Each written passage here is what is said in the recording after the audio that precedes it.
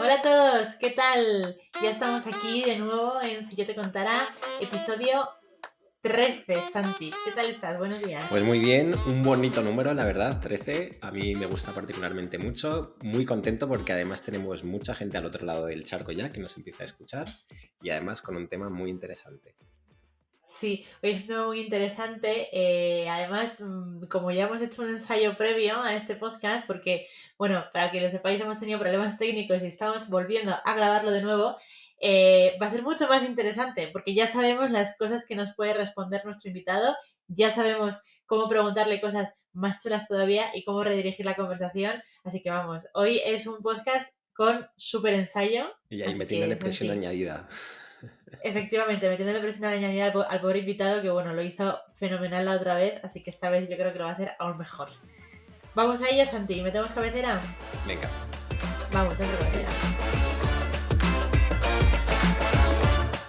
Si yo te contara, un podcast de Singular. Bueno, pues como ya os adelantábamos, tenemos un invitado muy simpático porque ha accedido a grabar esta entrevista por segunda vez. Tenemos con nosotros a Álvaro Tejedor. Hola Álvaro, ¿qué Muy tal? buenas, Álvaro. Muy buenas, estoy encantado de estar aquí con vosotros, afortunado doblemente, porque hablé con vosotros un día y ya era una suerte, pues hablar con vosotros por segunda vez, pues es doble suerte. Además me gusta mucho que haya coincidido con el número 13, porque es el dorsal, ¿no?, que suele llevar el portero reserva en el fútbol, ¿no? Entonces me siento muy identificado con esa figura de hombre, ¿no?, que está ahí, que sabe que no va a jugar a no ser que pase algo extraño y que, bueno, su trabajo es estar concentrado y animando al equipo desde la tranquilidad que da saber que no tienes ninguna responsabilidad. Así que máxima admiración por el A portero ver, de reserva. vamos a ver, tú tienes una responsabilidad muy grande que es educar e informar a nuestros oyentes de la asertividad. Así que por favor, tómatelo como si fueses portero titular. ¿Vale? Te lo Bien, pido. Por bien, favor, bien. te lo pido. Totalmente. ¿Vale? Bueno, pues como comentábamos, Álvaro ha venido a hablarnos de asertividad y para aquellos que no tengáis la suerte de conocerle, Álvaro es psicólogo, fundador de Potencia, Psicología y Comunicación y además coordinador del área de psicoeducación de Aforgel. Además, también Álvaro ha escrito un libro chulísimo que se llama La fórmula de la asertividad. ¿Qué Ujú. tienes ahí para enseñarnos, Álvaro? Sí, lo Cuando tengo quieras. aquí, siempre lo llevo Muy bien. conmigo, por si acaso. Como el portero de fútbol siempre lleva los guantes, nunca se sabe cuándo le puede tocar jugar, pues yo igual llevo siempre mi libro por si acaso. Por si acaso puedes vender un par así en algún bar. Bueno, Fenomenal. por si Bueno, acaso tengo un rato libre y me pongo a leer, que también es muy agradable ponerse a leer, por supuesto. hombre, por supuesto, yo lo he leído y os lo recomiendo ciegamente. Y para aquellos que todavía no estéis del todo convencidos, seguro que en estos 50 minutos que nos esperan os convencéis por completo de comprarle el libro a Álvaro. Mm, Álvaro, vamos a empezar. Eh, con algo bastante facilito para ti, seguramente, ¿vale? vale. Definías en una entrevista previa que nos hemos informado la asertividad como un proceso de seducción y de ser seducido. Llama bastante la atención esa definición, nunca la habíamos escuchado antes Ujú. previamente. ¿Cómo es eso? Cuéntanos por qué lo explicas así. Bueno, iba a decir, esto es como un partido de fútbol, ¿no? Ibas a ir con las metáforas hasta el infinito, pero creo que ya está bien de las metáforas futbolísticas.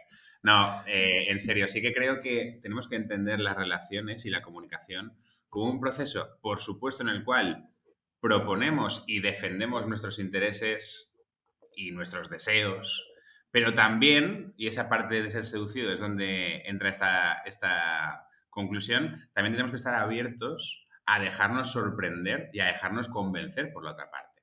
Es decir, para mí la asertividad es un proceso donde, por supuesto, tienes que ser capaz de seducir con tus propuestas, pero también estar abierto a empatizar con la realidad del otro y a coger perspectiva en cada proceso comunicativo y entenderlo como una oportunidad para conocer mejor a quien tienes delante, para que te conozcan mejor y, por supuesto, también para abrir un poco tu universo con cada interacción, ¿no? Yo el otro día estuve escuchando al señor Jordi Sánchez de la Universidad de Barcelona y decía que cada conflicto es una oportunidad. Y yo lo entiendo así. La asertividad tiene que ser una oportunidad para, por supuesto, conseguir lo que quieres o incluso conseguir algo más, algo mejor, incluso de lo que quieres en un primera instancia, ¿no? Y eso solo lo puedes hacer si escuchas a la otra parte. Uh -huh. Álvaro, en tu libro, La fórmula de la asertividad, hablas del punto perfecto de la comunicación. Cuéntanos, ¿en qué consiste ese punto perfecto? Bueno, el punto perfecto se parece mucho a lo que acabo de decir, ¿no? Es un estilo comunicativo, una actitud donde ni impones tu visión ni dejas de defender, dejas de ocupar tu espacio, dejas de hacer que tu voz se escuche, ¿no? Ese punto perfecto para mí es el estilo asertivo. Lógicamente, el punto perfecto también tiene mucho de adaptación, es decir, en función de qué contexto estoy, de a quién tengo delante, mi código, mi manera de defender mis intereses, mi manera de empatizar con el otro, estará condicionada por las motivaciones, las inquietudes y las características particulares del público que yo tengo delante, ¿no? El otro día, por ejemplo, estábamos en Foment del Treball y el tono que estaba utilizando pues era distinto al que estoy utilizando con vosotros. Mm. Para poder seducir al público que tengo delante, tengo que hacer un esfuerzo por conocer al público que tengo delante, ¿no? Entonces, el otro día, por ejemplo, no hice tantas referencias al fútbol. Hoy que estamos en un ambiente un poco más distendido, pues igual cae un par más, ¿no? O el humor absurdo que puedo hacer con vosotros porque parece que me estáis siguiendo el rollo, pues igual no es el mismo que puedo utilizar en un podcast con Antoni Martínez, que quizá tiene un público más centrado en autoconocimiento y demás, ¿no? Es decir, eso es el punto perfecto. Ser capaz de defender tus intereses, pero sabiendo adaptarte a la situación y a la persona que tienes delante. Álvaro, hablas de defender tus intereses. Entendemos cómo defender los intereses respetando a los demás. Sería, digamos, la asertividad, pero según los modelos de comunicación también entrarían a jugar los perfiles pasivos y los perfiles agresivos. ¿En algún momento determinado de nuestras vidas pudiera ser positivo utilizar un lenguaje agresivo o un lenguaje pasivo? La pregunta es si es positivo. La palabra que has Sí, utilizado es sí, positivo. positivo. Positivo, positivo. Es que positivo para mí es difícil de identificar. Pero sí que te puedo decir que, lógicamente, no siempre tenemos que utilizar energía en una relación particular y que a veces el mejor de los éxitos es romper una relación, ¿no? Eso por un lado. Por lo tanto, la negociación no siempre ocupa lugar. Es decir, hay momentos en los que realmente no, hay cosas que no son complementarias, ya sea a nivel profesional, ya sea a nivel social o ya sea a nivel pareja, y el mejor de los resultados puede ser la ruptura. La evitación, la pasividad, creo que hay pocos escenarios donde realmente pueda ser funcional. Es decir, renunciar a tu voz es renunciar también a proteger tu autoestima, porque estás legitimando una realidad y una conducta que te perjudica. Y luego, hablando, no sé si de positivo, pero sí de funcional, tenemos que entender, o yo lo recuerdo mucho en mis sesiones y en mis formaciones, que aquella persona que tiene un estilo agresivo no es por magia. Es decir, no es que mágicamente ha desarrollado ese estilo.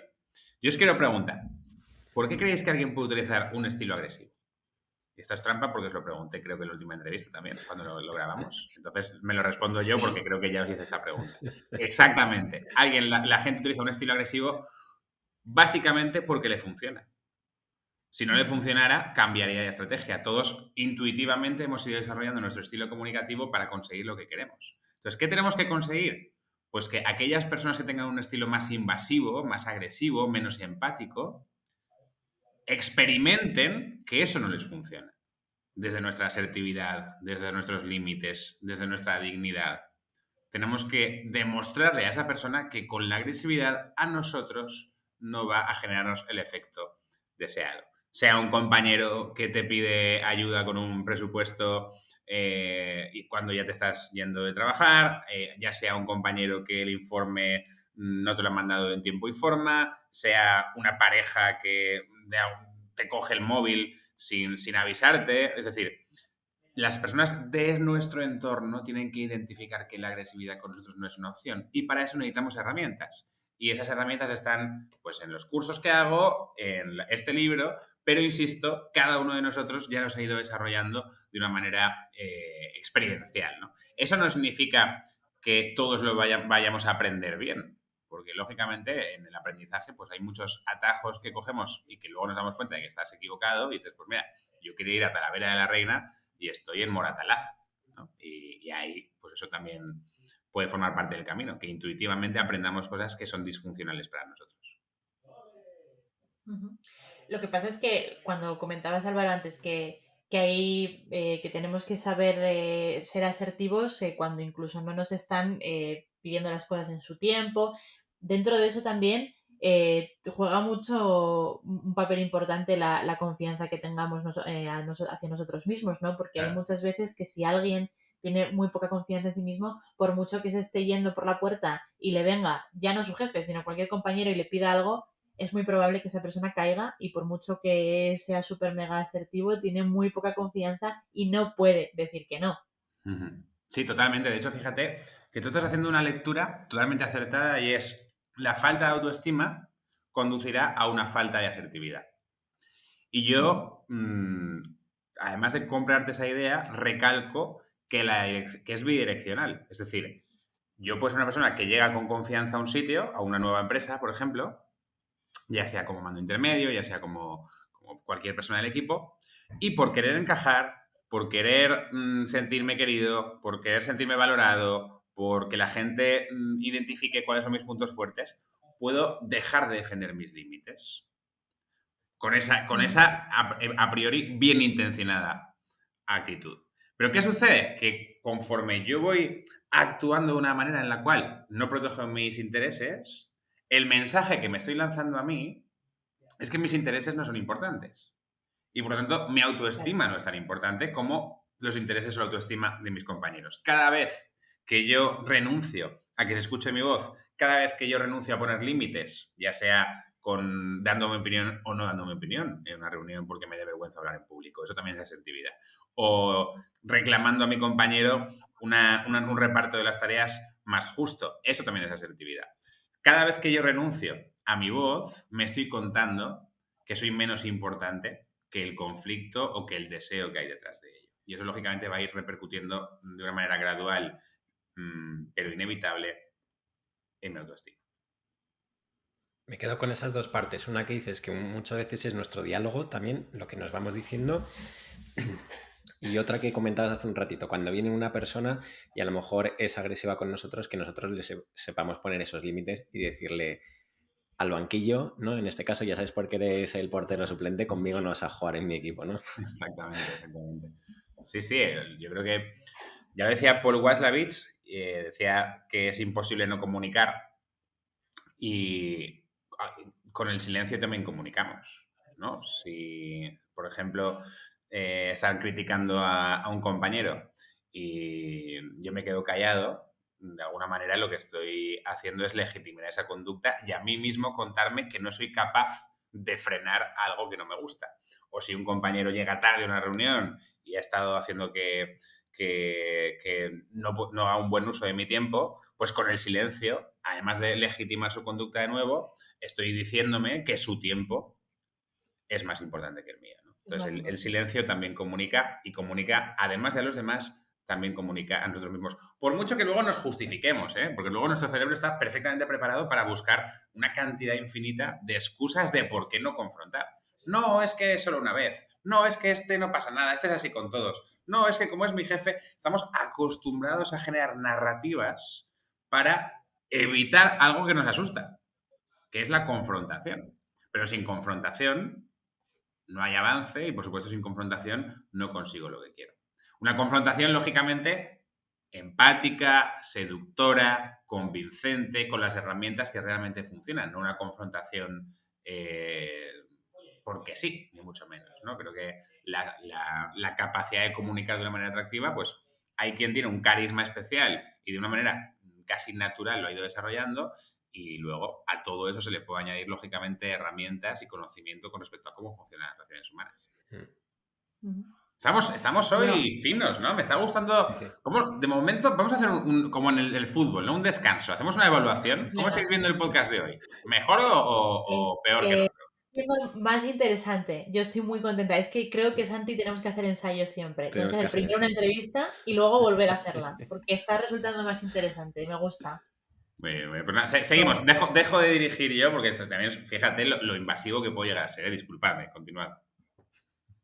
No eres invasivo, o sea, también necesitamos un pequeño descanso para esto. De hecho, si llego a tener aquí el vermú, porque estamos a viernes grabando y mi cuerpo me pide vermú, llego a tener aquí el vermú y me hubiese dado el tiempo ese para tomarme ese traguito Yo y pensaba que seguir. me lo No sé si ibais hay a más decir, ¿eh? Pensaba, como es viernes y ya es mediodía, hoy puedes cogerte una cervecita. Contaba con ello. Pero bueno, no me lo habéis dicho. Pues nada. A ver, eres libre de hacer lo que quieras. ¿Sabes qué pasa? Que nosotros tenemos mentalidad de esto se va a publicar un martes, la gente igual nos ve un martes y nos va a decir, esta gente, si yo te contara que hacen un martes tomándose un vermú, no sé si fiarme mucho de ellos.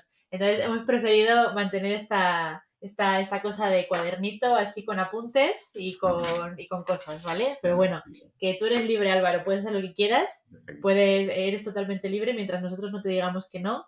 Y si te lo decimos además, no te lo vamos a decir de manera agresiva, te lo vamos a Vale. decir con toda nuestra educación y asertividad Yo posible, quizá, ¿vale? quizá con el rol de escritor podría beberme una cerveza, pero con el rol de coordinador de psicoeducación de AFOR no le pega y luego ya con director de potencial Claro. también. Entonces no le pega. No te pega. Pero bueno, un rol de escritor, de estos escritores malditos en plan Hemingway también está guay, ¿eh? O sea, y no me importaría entrevistar a uno, así que lo podemos mirar para la siguiente. Lo miramos para la siguiente. Genial.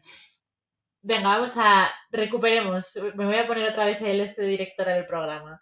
Tenía una pregunta interesante. Bueno, creo que es interesante, a lo mejor no es tan interesante, pero volviendo un poco a lo que estábamos comentando de la confianza en uno mismo, creo que todos en nuestra vida, y espero que sí, porque si no a lo mejor tengo que mirármelo, tenemos conversaciones internas con nosotros mismos, ¿no? Y somos nosotros muchas veces los que nos decimos eso, que no somos válidos, que estamos dejando atrás nuestros intereses por poner por delante los de los demás. A lo mejor también tenemos que, lo primero de todo, ya no ser asertivos con el resto de personas, sino ser asertivos con nosotros mismos a la hora de decirnos las cosas, porque muchas veces la negatividad que nos lanzamos a nosotros es la que nos hunde en la miseria, ¿no?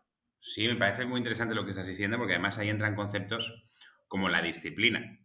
Y la disciplina, fijaos que hemos estado hablando antes de los miedos que nos pueden hacer evitar la confrontación. Entonces, siendo conscientes de que esos miedos van a aparecer, que son naturales e incluso que son funcionales, tenemos que utilizar una disciplina interna con respecto a nosotros mismos para quizá a veces, no voy a decir forzarnos, pero sí orientarnos hacia la acción.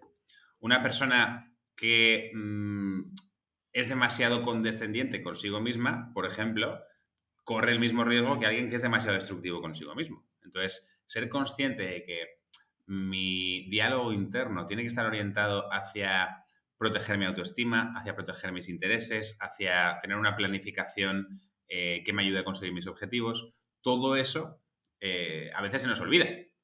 Se nos olvida. Y por supuesto, sin esa parte previa, sin ese autoconvencimiento de cómo quiero actuar y si tenemos que sintetizar cómo me voy a caer mejor en el futuro, no podemos luego ser asertivos. Porque ya nos dejaríamos llevar por los miedos que nos harían ser pasivos o por la impulsividad quizá que nos haría ser más impulsivos o más agresivos en momentos concretos, ¿no?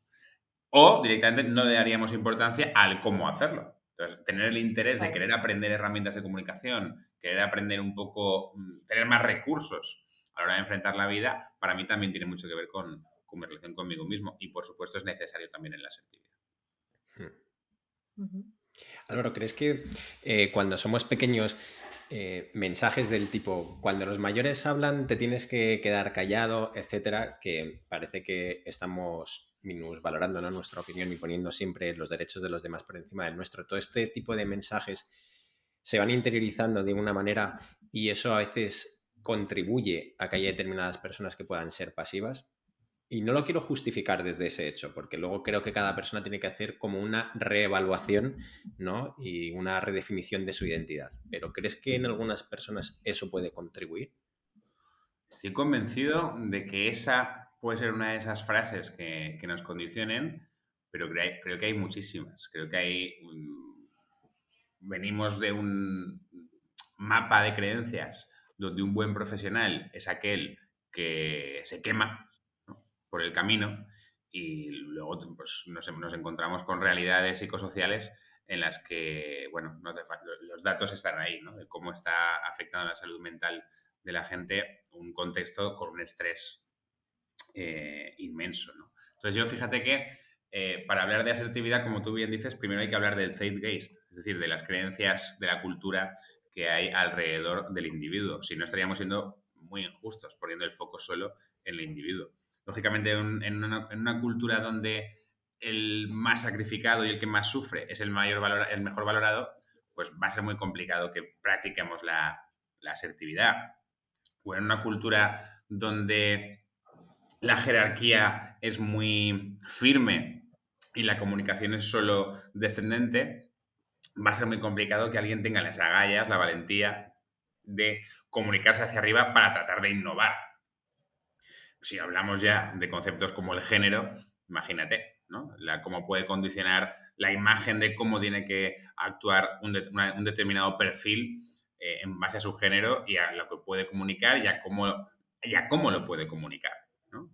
Entonces, históricamente ha habido una serie de creencias que algunas se mantienen y a día de hoy seguramente nos parezcan funcionales, pero dentro de 100 años no lo hagan, y otras que no se mantienen porque no se sostenían y que poco a poco estamos cambiando. Lógicamente, vivimos en un mundo donde el individuo tiene cada vez más presión con respecto a cómo satisfacer sus necesidades personales, en un mundo que quizá cada vez es más individualista y eso significa más hostil porque tengo menos apoyo social, y eso es una amenaza. Y al mismo tiempo creo que hace aún más necesario el desarrollo de esas habilidades sociales. Porque para conectar con el mundo ya no tenemos esos grupos que antes eran más sólidos, como puede ser la familia o las asociaciones, o etcétera, o las propias relaciones laborales. El trabajo para toda la vida ya no existe, ¿no? Entonces necesitamos ser personas más preparadas en nuestra comunicación, en nuestra capacidad de convencer, de persuadir, para abrirnos paso en un mundo más competitivo.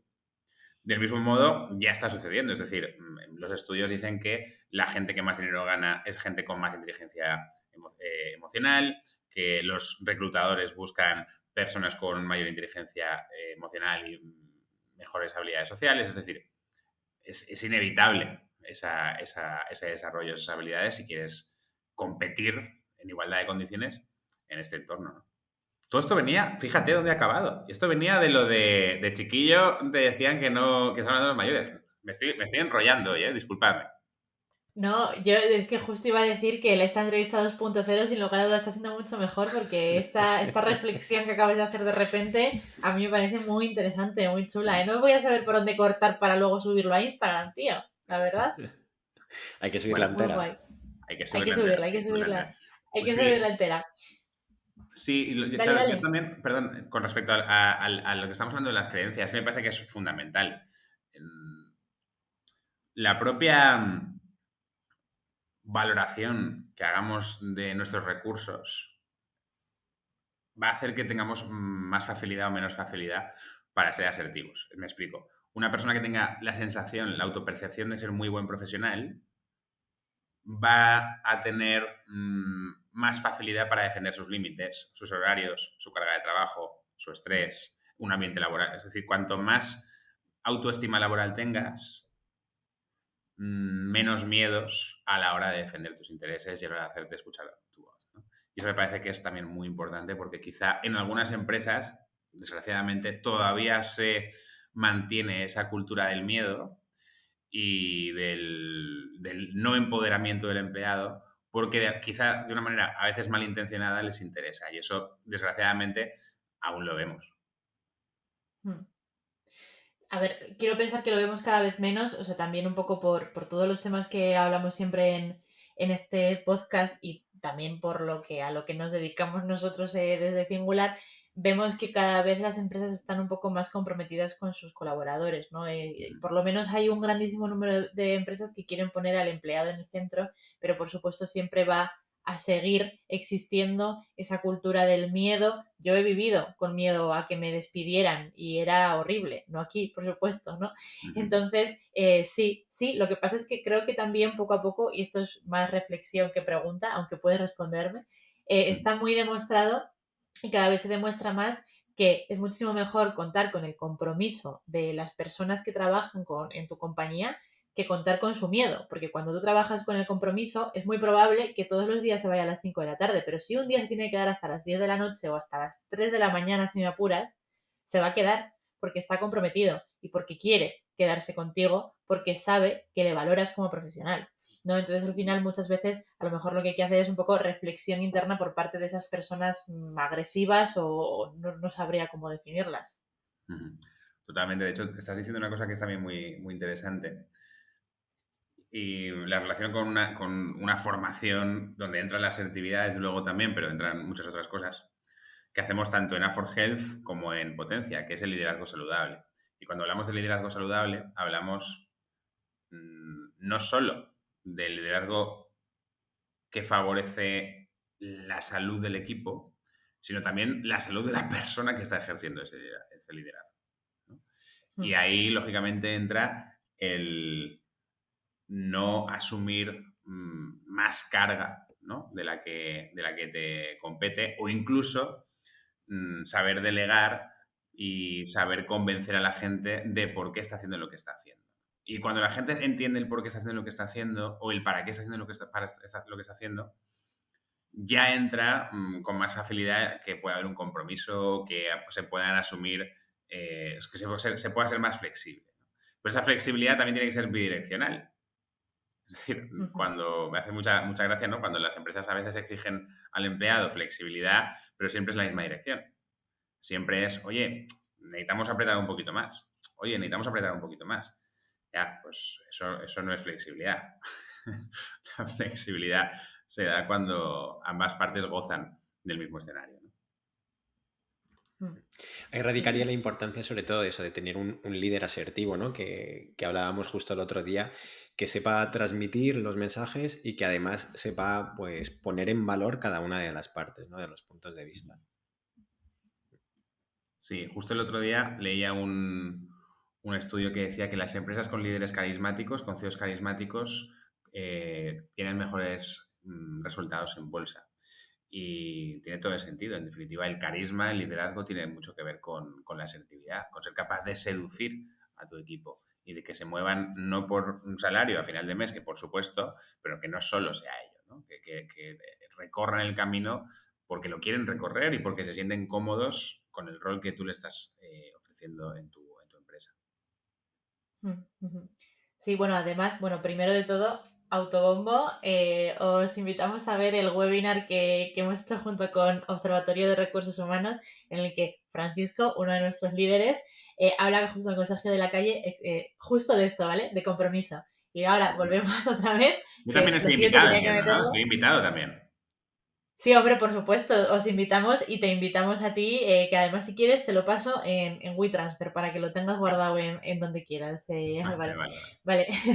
Este automóvil tenía que meterlo, lo siento. Y luego también venía un poco con esto dentro de que los líderes carismáticos también son aquellos líderes que están presentes, ¿no? En eventos, en webinars, escriben libros o están presentes simplemente en posts de LinkedIn. Y al final también eso lo que hace es que influyen, ¿no? O sea, se convierten en personas influyentes que llegan a mucha más gente y que también invitan al resto de personas que les leen a sus seguidores a reflexionar.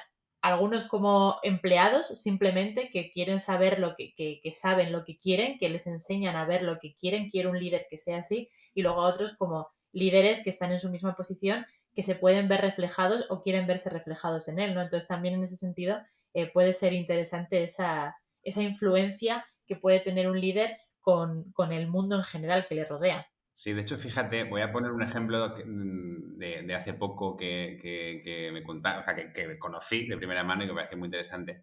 Y es en la agencia Outsiders, el CEO, los viernes, quiere ir a boxeo, porque le gusta boxear, ¿vale?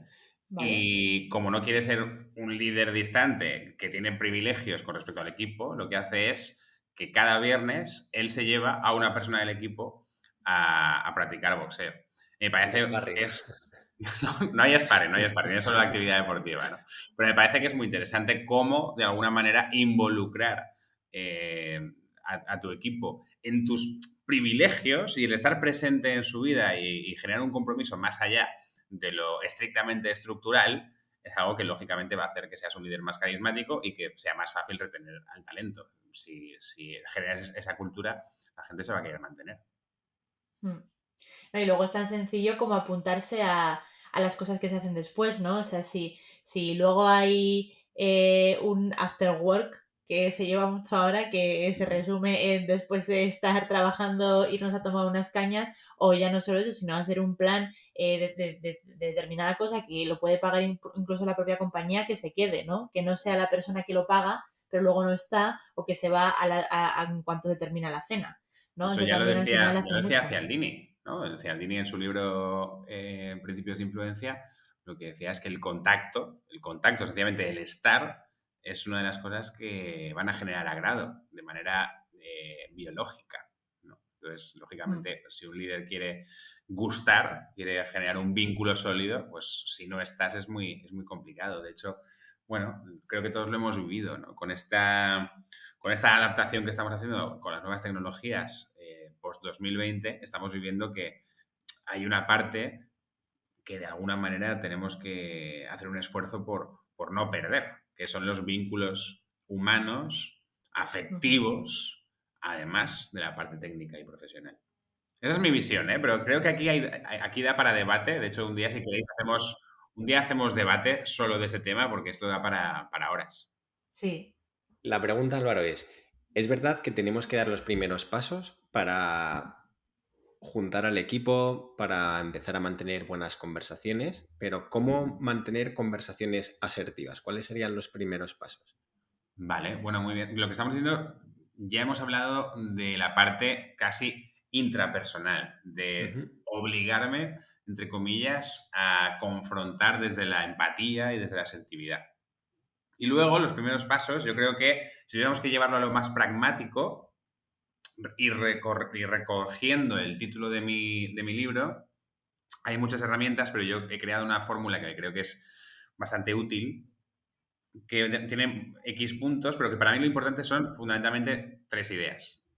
Primero, describir y no juzgar. Y describir de una manera inteligente, es decir, no habiendo contenido implícito en lo que estoy diciendo. Si, por ejemplo, yo te digo, oye, últimamente te noto desmotivado. Fíjate que en el notar ya estoy dando por hecho que es una realidad. Sin embargo, si yo para describir utilizo la subjetividad y hablo de que, oye, tengo la sensación de que últimamente estás menos motivado, ya he cambiado el discurso, porque es una sensación y por lo tanto estoy dando pie a que tu sensación sea distinta y que me lo puedas defender, El ¿no? matiz es pequeño, pero lo cambia todo. Lo cambia todo, lo cambia todo. Entonces, el primer punto sería describir y a poder ser cuando no tengamos datos cuantificables desde la subjetividad. Luego, empatizar. Entiendo que igual es una sensación mía y que quizá estás a tope y no lo estoy sabiendo percibir. Sin embargo, para mí, el no saber si puedo ayudarte en algo me hace sentir intranquilo. Entonces, me gustaría que nos sentásemos y ver si hay algo que puedo hacer para que tú trabajes mejor. Así, yo me sentiría más cómodo y quizá, si puedo hacer algo por ti, tú vuelvas a estar más dinámico. ¿Qué he hecho en esta fórmula? Pues he descrito, primero desde la subjetividad, luego he empatizado, he generado un marco donde te hago una propuesta concreta, donde digo que nos sentemos a hablar directamente de si hay algo que yo puedo hacer por ti, y luego te hablo de los beneficios de aceptar mi propuesta. Esto es un ejemplo de cómo se podría utilizar algunos de los paradigmas que hay dentro de la fórmula, pero las relaciones son muy diversas y quizá si es algo muy cuantificable, que no es cualitativo, sino cuantitativo, sí que puedo empezar diciéndote, oye, el martes quedamos en que hoy me mandabas correo y no me lo has mandado. Y ahí la empatía puede ir más de, entiendo que quizá has tenido algún imprevisto, pero para mí es importante, ¿no? Y ahí la propuesta podría ser, me gustaría que me dijeras por qué no me lo has mandado y si hay algo que podamos hacer para agilizarlo. Así el cliente no se sentiría que le hemos dejado sin darle algo que es importante, ¿no? En definitiva, lo más importante para mí es esas 3 ideas, ¿no? Describir, empatizar y proponer. Y proponer siempre desde la seducción. proponer siempre desde lo que la otra persona va a salir ganando. Si no, es muy complicado que la otra persona reaccione de una manera, como decíamos antes, comprometida. Si yo quiero que la gente actúe de una determinada manera, tengo que educarle en qué es lo que sale ganando actuando de esa determinada manera, ¿no? Y luego, por supuesto, hay un sexto punto en la fórmula, que eso sí que lo vamos a dejar ahí, ¿no? Como la caja misteriosa de Ayatú. ¿Os acordáis de Ayatú, de Telecinco? Jesús Por Vázquez. supuesto. Me Pues acuerdo de la la canción canción y molaba, todo. ¿eh? ¿Os Es que acordáis? no tiene ¿Cómo precio. molaba Ayatú, eh? Me da lástima Yanire, que que ya se no acuerde de las Sí. canciones, ¿eh? ¿Cómo era la La canción? ¿Os canción acordáis? era euros, euros, dubidú, si no los quieres, allá tú. A ver, es que Euros, esto euros, al final, dubidú. o sea, Qué si buena. no Bueno, es que está un poco relacionado un poco con el mundo del marketing y a mí los jingles y todas esas canciones publicitarias es que ya se sabemos me quedan que pegadas corte en se el puede alma. subir a Instagram, ¿eh? Ya lo tenemos, ya está. Me da esa sensación, ¿no? De que a veces nos olvidamos en comunicación de que no se trata de defender mis intereses y ya está, sino de invitar a las personas a que entiendan por qué yo tengo esos intereses, porque tengo esa visión. Y recuperando el principio de la entrevista, estar abiertos también a escuchar los beneficios que me puede ofrecer una opinión distinta. Y ahí es donde se puede llegar a consensos, donde se puede negociar, donde se puede llegar a puntos intermedios. Ujú. Álvaro, tú en general consideras que bueno, ya no solo los profesionales, sino las personas en España somos asertivas y ya voy a ir más allá, que no sé si vas a saber contestarme porque creo que es una pregunta complicada, pero ¿podríamos diferenciar por comunidades ya como, pues eso, si en Euskadi somos un poco más así bordes y más nobles, en Andalucía son más salaos? ¿Hay diferencia por comunidades de las personas asertivas? ¿Me estás odiando mucho por hacerte esta pregunta? No, me parece guay. De hecho, A eso se le han ver. hecho la pregunta al chat GPT-4 el otro día, ¿eh? Desde luego no tengo datos estadísticos que pudieran confirmar, pero sí que está claro que, de mismo modo que hablábamos antes de una tendencia en base a la cultura en la que vivimos, lógicamente las regiones tienen sus particularidades. Y en ese sentido, pues una región que haya más apertura a compartir emocionalmente, pues igual favorece, ¿no? Que haya una mayor comunicación. Una cultura, bueno, eso se ve mucho, ¿no? Y hay muchos estudios entre los países católicos y los países protestantes, los matices y las sutilezas que hay a nivel tanto empresarial como familiar, como social. Entonces, a la respuesta te puedo responder perfectamente y sin ningún titubeo que sí, podríamos. Pero no tengo la información como para hacerlo. Pero poder hacerlo, lo podríamos hacer, podríamos calcularlo y seguramente sacaríamos muchas conclusiones. Independientemente de eso, dentro de cada cultura sí que es verdad que hay también matices individuales que son fundamentales. No creo que puede haber personas menos confrontativas en una cultura súper confrontativa y viceversa. Porque hay luego un componente incluso genético, además del Ujú, educacional, que nos hace actuar de una determinada manera u otra. ujú. Así que sin titubeos, un rotundo sí. Podríamos. Podríamos. No te Ahí las hay voy un a nicho decir de ahora mismo, mercado, pero ¿eh? podríamos. Sí, Hay podríamos, un nicho. podríamos. Te podemos hacer un estudio conjunto y luego moverlo por ahí. Oye, que puede ser el mapa de la asertividad en España. Yo le daría clic, Ahí tienes seguramente. el título de otro libro, Álvaro. Sí. O sea, tengo cosas que hacer. Tenemos que colgar ya porque tengo que ponerme a escribir ese libro. Tienes que ponerte a escribir y hacer flexiones, ¿eh? Porque sí, yo no voy a volver Es a una verdad. presentación de tu libro si no haces flexiones como lo hiciste en la anterior. Bueno, sí que es cierto, para los que me estén escuchando, que igual alguno ha notado algo, ¿no? Y es que soy un poco payaso. Además de psicólogo y que me gusta la comunicación, soy un poco payaso. Entonces, cuando presentamos el libro, estando muy dentro del contexto y siempre con muchísimo sentido, de vez en cuando me tocaba hacer flexiones en la presentación de mi libro, lo cual la gente celebraba y aplaudía con bastante fervor, también hay que decirlo. Es verdad las dos cosas, que la gente lo aplaudía y que tenía sentido. O sea, yo como experta storyteller que soy, yo decía, es que está hilado, o sea, está perfectamente hilado. Es lo único que cabe. En esta situación, lo único que cabe son hacer flexiones. Así que estoy de acuerdo contigo, Álvaro. Y nada, sencillamente, para mí sí que es verdad que la presentación del libro no quería que fuese una presentación de esas donde va un autor y habla durante 40 minutos de su libro hablando de lo inteligente que es, primero porque no es mi caso, y segundo, tratando de vender un producto. Y para mí este libro nunca lo he entendido como un producto. Entonces sí que es verdad que quise que fuese una experiencia en sí misma y Gianni, que estuvo, vio que pues invité a un monologuista, hubo una especie de performance con unos presentadores que tenían poco de presentadores y yo pues dentro de ese universo caótico que se generó y que queríamos generar, jugué mi papel. Y dentro de mi papel, pues como no sé tocar la guitarra, me tuve que poner a hacer flexiones, entre otras cosas. Pero bueno, la importancia al final de la comunicación, ¿no? Y de que comunicando de manera asertiva o por lo menos de manera chula, de manera divertida, pues la gente se queda mucho más con tu mensaje y vendes libros en este caso, que es lo importante, ¿no? Y también algunos se vendió. Estoy muy contento. Algunos se vendió, efectivamente. Bueno, Álvaro, pues estamos terminando ya casi, pero yo no quería que nos fuésemos sin que nos dijeses así de una manera así muy picadita, ¿vale? Muy clara, para que todos aquellos que nos están escuchando y quieran coger así los apuntes finales. ¿Qué beneficios puede tener una compañía que empieza a trabajar la asertividad con sus colaboradores? ¿Vale? Tanto desde los líderes más líderes hasta los perfiles más junior.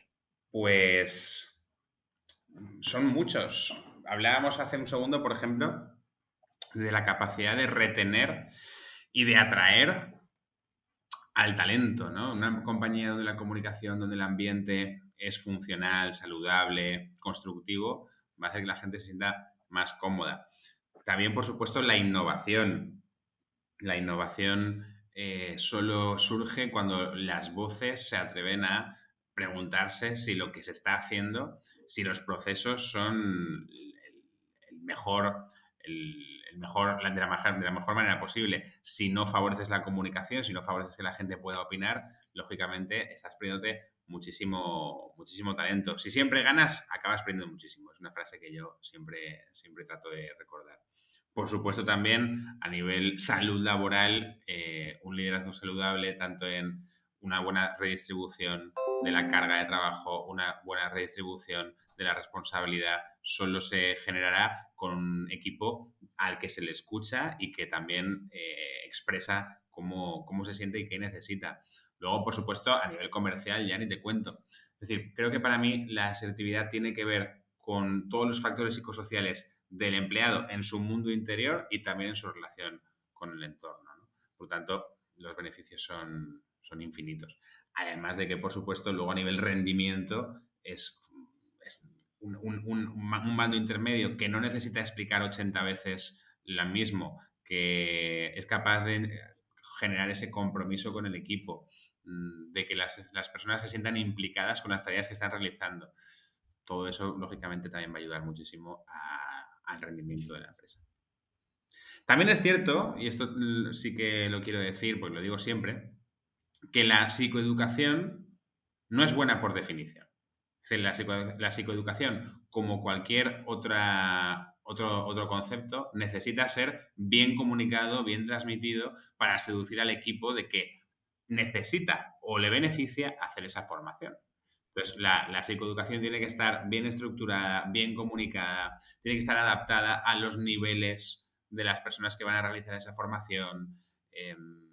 Lógicamente, cuanto más personalizado, siempre va a ser más funcional y va a tener mejores resultados. Uh-huh. Acabamos claro, muy ¿no? serios, ¿no? De repente. Hacer... Me parece genial que hayamos empezado tan tal y ahora estemos como súper serios. Me encanta. Vale, si quieres, o sea, podemos, o sea, como ahora ya estamos a punto de despedir, ¿tienes algún chiste de asertividad que nos puedas contar? Un chiste de asertividad. Esa es la peor pregunta. Un chiste de asertividad. No existen. Bueno, sí habrá, bueno, si algún chiste, ¿no? Pero no. Yo siempre cuento el chascarrillo, que no es un chiste, pero es un chascarrillo que me parece que está súper guay, que sale en la película de los dos papas. Vale. Que son un matrimonio. Que son ¿De dónde eres tú, Santi? Yo de Madrid. Pero de Madrid. Yo nací en Madrid, pero toda mi familia es de Zamora. Perfecto, o sea, eran de Zamora. ¿Vale? Era un matrimonio de Zamora que eran muy católicos y muy fumadores. Entonces el marido Y la mujer estaban hablando y la mujer le dijo, oye, ¿tú crees que podemos fumar y rezar al mismo tiempo? Entonces el marido fue al párroco, dijo, padre, yo cuando estoy rezando puedo fumar. Y el padre le dijo, por supuesto que no, hijo mío, ¿cómo vas a manchar un momento sagrado con el humo del tabaco? ¿No? Entonces el marido, muy enamorado, como casi todos los maridos de Zamora, estaba muy triste porque se lo dijo a su mujer. Y su mujer le dijo, no te preocupes, déjame que le pregunte yo la semana que viene. Entonces fue la mujer y le dijo, padre, tengo una duda. Y el padre le dijo, cuéntame, hija mía. Yo, cuando estoy fumando, puedo rezar. Y el padre le dijo, por supuesto que sí, hija mía. Cualquier momento es bueno para rezar. Y al final creo que es un buen ejemplo de cómo saber construir las propuestas en base a las motivaciones y a las realidades de la persona que tienes enfrente, pues son facilitadores de tener éxito o de no tenerlo. Es que eres un profesional perfecto, porque puedes, aunas el aprendizaje con el humor y así aprendemos todos y nos vamos muy contentos a casa. Bueno, pues sí. Muchísimas gracias. Ya lo sabéis, si tenéis hay un equipo en el que queréis que entren todos en la rotación, incluidos el portero suplente y hasta el tercer portero, exacto, tenéis que contactar con Álvaro y también os recomendamos leer su libro, por supuesto. Qué bueno. Álvaro, ¿dónde podemos encontrar tu libro?